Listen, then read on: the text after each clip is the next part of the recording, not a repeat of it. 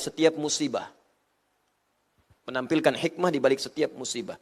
Biasanya kalau orang kena musibah kan suka merasa gelap kan? Tiba-tiba kena PHK gelap, pulang lunglai, padahal matahari terang, tapi badan jadi gelap gitu kan? Mata gelap, selera nggak ada, ya?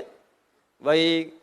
Tiba-tiba kemudian ada kecelakaan, ada yang sakit parah, ada yang meninggal, gelap sampai meratap semacam-macam. Nah, ayat ini akan memberikan hikmah di balik setiap musibah. Sehingga nanti kalau menghadapi musibah apapun, nggak ada gejolak dalam jiwa kita yang berlebihan. Tenang gitu. Saya ambil kisah begini, singkat ya. Dia seorang ayah, sedang makan. Itu padang pasir, dia di kemah itu sedang makan. Tiba-tiba ada tetangganya ngabari. Fulan, anakmu wafat diterkam serigala.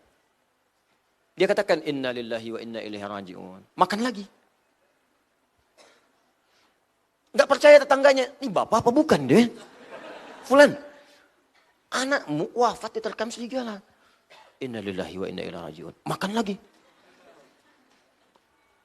Pak, kalau bapak deh diinfokan, atau bapak yang nginfoin deh ya. Pak, anak bapak wafat diterkam serigala. Dia cuma bilang, inna lillahi wa inna ilaihi raji'un. Makan lagi. Kira-kira komentar bapak bagaimana? Buset deh bapak nih. Oh, kalimat-kalimat kadang keluar. Ini tidak, ini heran nih. Yang ketiga, disebutkan lagi. Barangkali nggak terdengar, Pak, anak bapak wafat diterkam serigala. Kata orang ini, dia lihat lagi sebentar, inna lillahi wa inna ilaihi raji'un. Makan lagi sambil mau dihabiskan. Heran orang ini, langsung bertanya, Anda kan bapaknya. Apa nggak ada rasa kepada anak Anda yang wafat saat ini? Apa jawab orang ini? Anda ini bagaimana? Tuntunan pertama dalam Al-Quran. Tuntunan Allah pertama ketika seseorang itu wafat. Kalimat pertama yang diucapkan, inna lillahi wa inna ilaihi raji'un. Quran surah kedua ayat 156. Alladzina idza asabathum musibah qalu inna lillahi wa inna ilaihi raji'un. Lalu apa yang disampaikan kemudian? Engkau dengarkan. Aku tergesa-gesa sekarang. Aku panik pun tidak akan menghidupkan dia lagi. Karena dia milik Allah. Dan kepada Allah dia akan kembali. Kalau aku kejar dia sekarang dengan sepanik-paniknya. Aku tinggalkan nikmat yang telah berikan sekarang saat ini dengan makanan ini. Biarkan aku syukuri nikmat Allah yang ini dulu. Lalu aku kemudian bersabar. Dan padukan dengan sabar dengan wafatnya anakku yang tadi telah engkau sampaikan. Aku selesaikan ini. Seketika aku selesaikan dengan cepat. Lalu aku kejar anakku. Justru engkau yang memperlambat aku untuk menghabiskan makanan ini.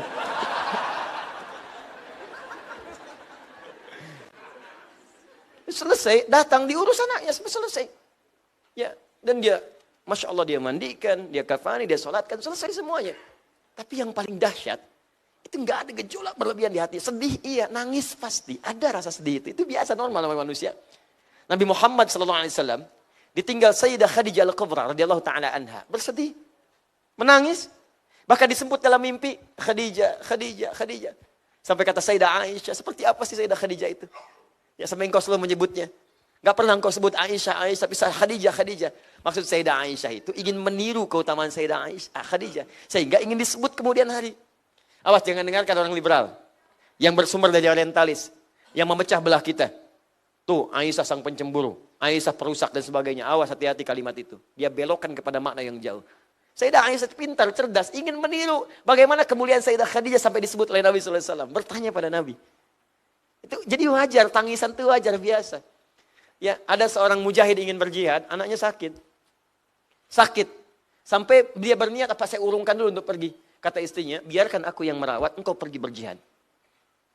Tampilkan izzah di keluarga kita, berangkat. Lillah karena Allah.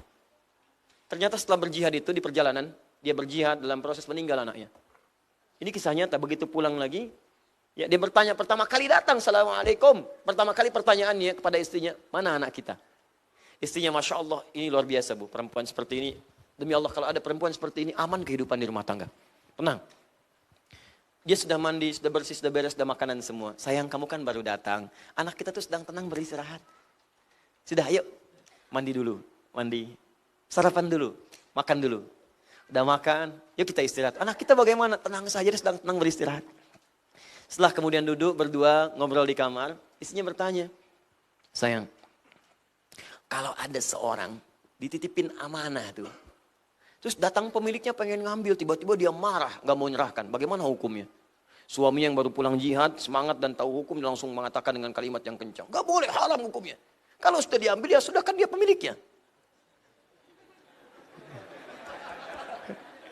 Istrinya lega, tenang. Ya. Anak kita sudah diambil oleh pemiliknya.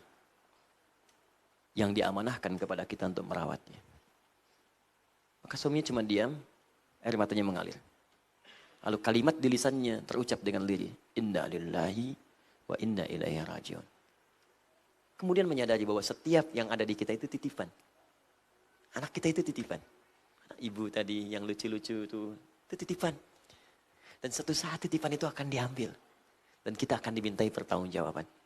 Suami Anda titipan, istri Anda titipan. Maka tolong jaga titipan itu supaya kembali dalam keadaan baik. Maka tugas kita membuat dia soleh. Kalau Anda ingin istri yang solihah, jangan dituntut dia, tapi bantu dia jadi solihah. Kalau ibu ingin suami soleh, jangan banyak dituntut, bantu dia supaya soleh. Bekerja samalah supaya titipan itu ketika kembali kepada Allah dalam keadaan yang baik. Dan ketika titipan itu dikembalikan kepada Allah, maka Allah akan jadikan dia milik abadi kita saat di surga nanti. Nggak akan dipisahkan lagi. Titipan itu kan kalau diambil biasanya selesai kan? Tapi kalau Allah tidak. Begitu dirawat dengan baik, maka Allah akan kembalikan kepada kita jadi partner abadi dalam kehidupan di akhirat nanti. Semuanya. Tapi jangan sampai terjadi satu berteriak di neraka karena tak sanggup kita selamatkan pada saat itu. Apa ibu tega melihat anak yang sekarang telah dikandung, dilahirkan, digendong, disayang-sayang, lucu dia. Lantas suatu saat berteriak, minta panggil mamanya. Mama, mama, umi, dan Anda gak bisa bantu dia. Karena itu anak berbakti pada orang tua berbakti pada anak, muliakan semuanya itu.